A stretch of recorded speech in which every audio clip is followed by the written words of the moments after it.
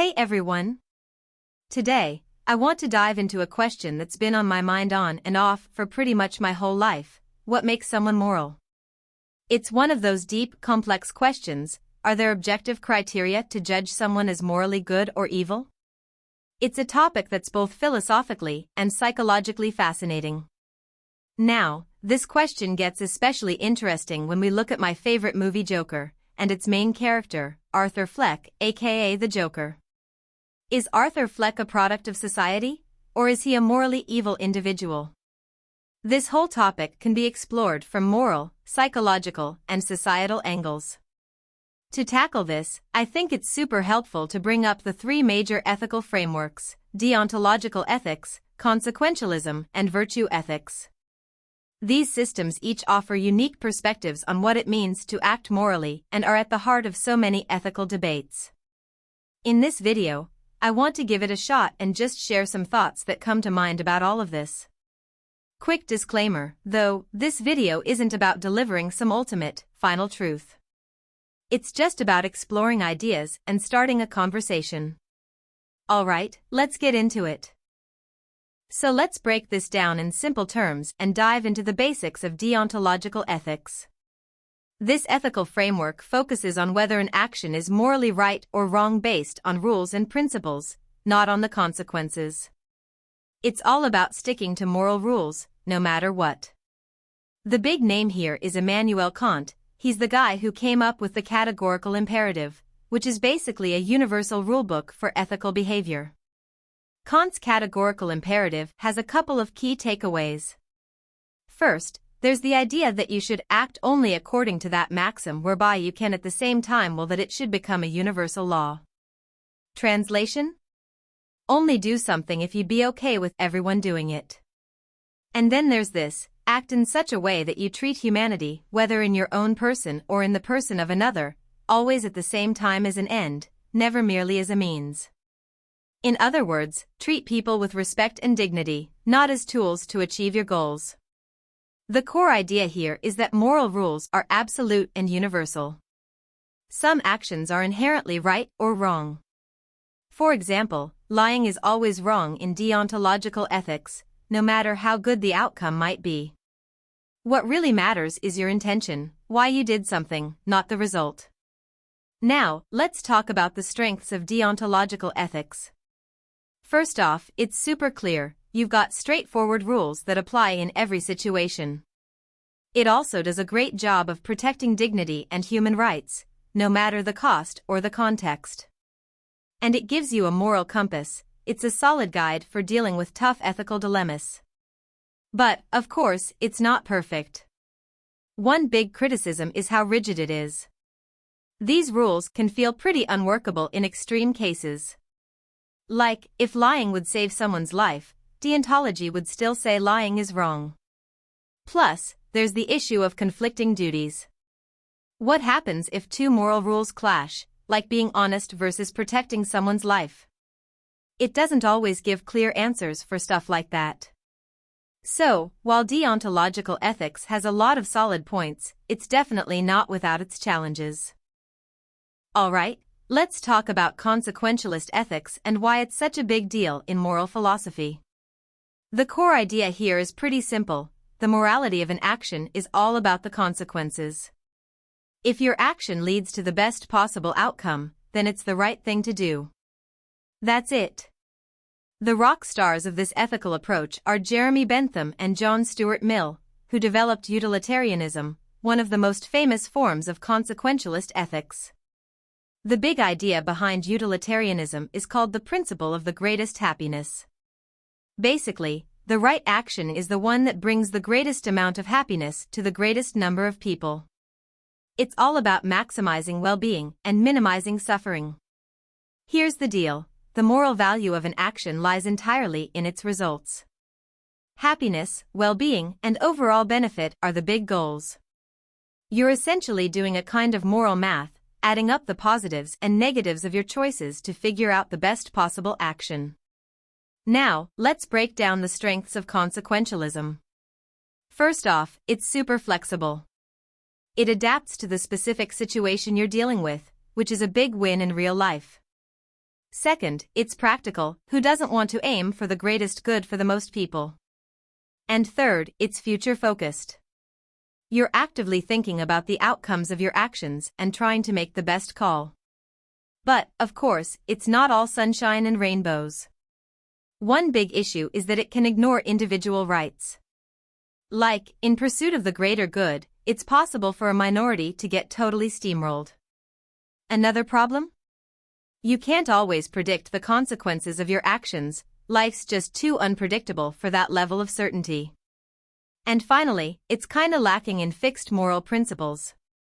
For example, lying can be totally okay if it leads to a good outcome, which makes some people uneasy.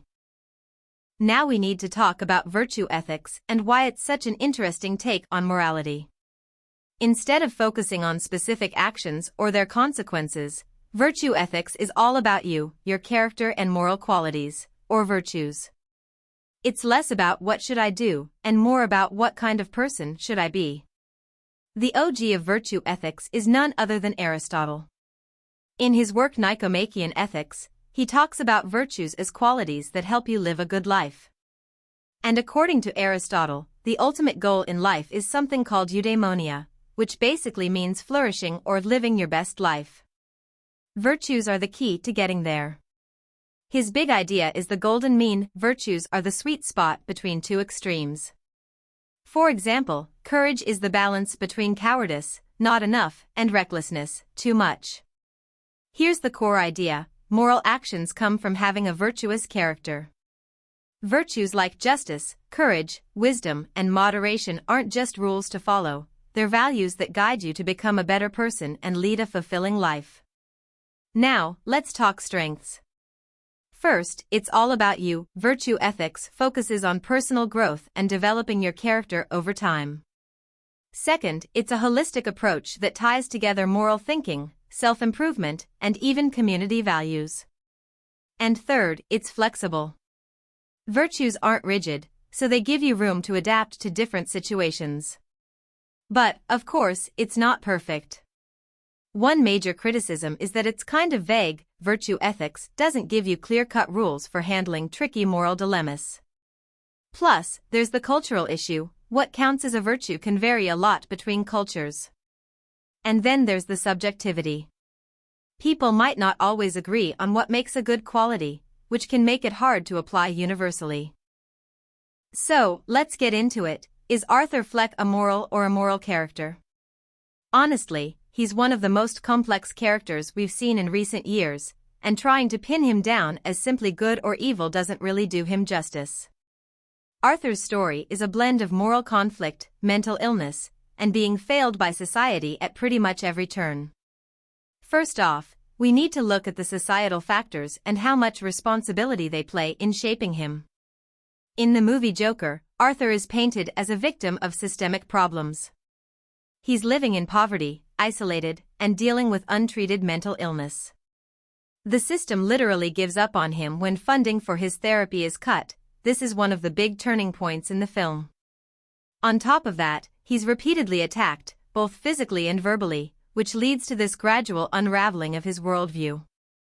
And then there's his family history. He finds out he was abused as a child and that his mom basically created this fantasy world that completely misled him. It's layer after layer of trauma.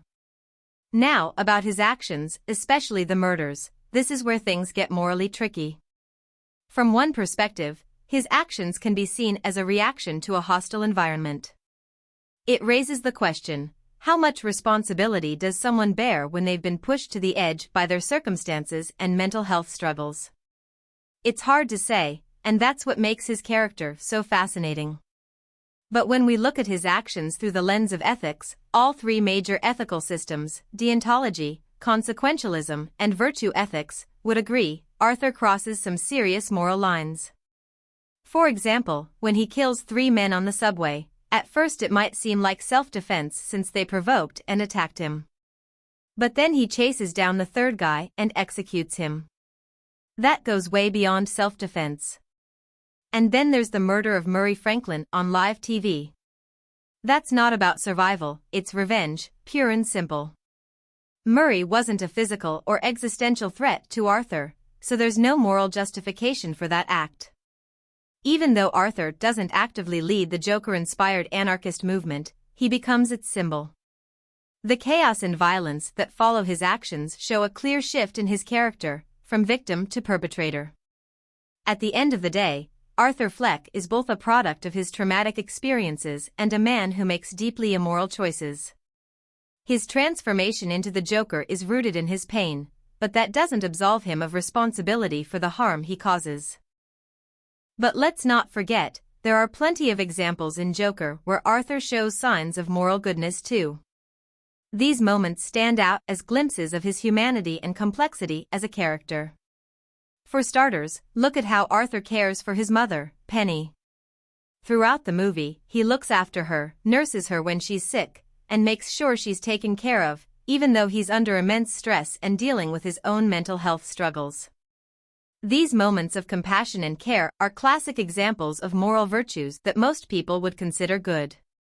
Then there's how Arthur tries to bring joy to others. Like, remember the scene where he performs as a clown at a children's hospital? He's doing everything he can to make the kids laugh. Or the moment on the bus when he entertains a bored little boy.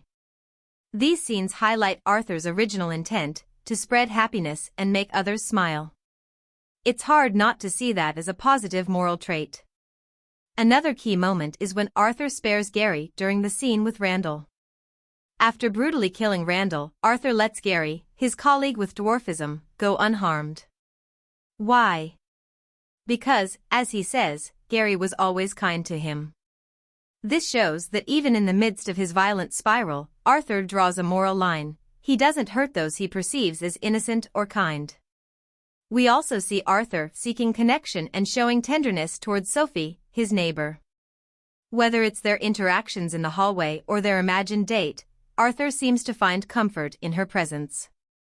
These moments show his longing for human connection and his capacity for affection, though we later learn that much of their relationship exists only in his mind.